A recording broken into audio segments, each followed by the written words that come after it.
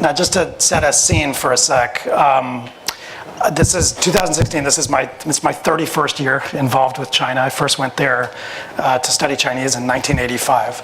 And while there have been lots of ups and downs and interesting moments over the years, I would say, you guys may argue with this, but I would say that to me this is one of, if not the most interesting moments that we've seen in a long time, because to my mind, so many of the assumptions that people had about the place seem to be under question or are in play. Things are up for grabs in ways that they haven't been for a while and are evolving toward something new and different, whatever that might be.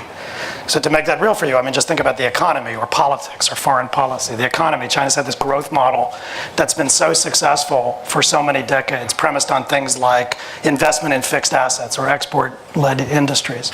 But particularly since the crisis in 2008, China's had to rethink a lot of the elements of that strategy.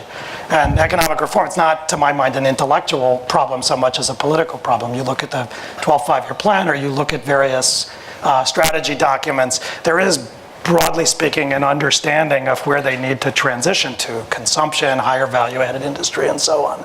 But getting there is hard, and whether they'll get there is hard, and there are plenty of people that don't necessarily want to get there. Likewise, politics. Maybe you think I'm wrong, but I'd have to say that I think the current administration in China has taken many things that I thought were part of the rule book and kind of ripped up the rule book.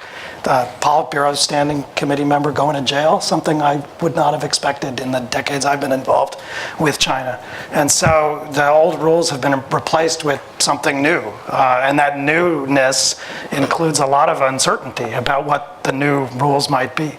And likewise on foreign policy, which I've spent a lot of my career working on.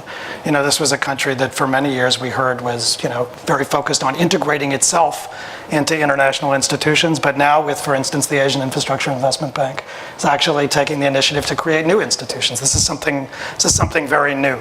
So it's a time of transition in China toward something, but for my part, I think, while I find it interesting, I actually have a lot more uncertainty than I've had in a lot of the 30 years I've spent looking at this place about where it's going and why and where it's going to end up. So that makes it interesting, but it also makes it fairly complex.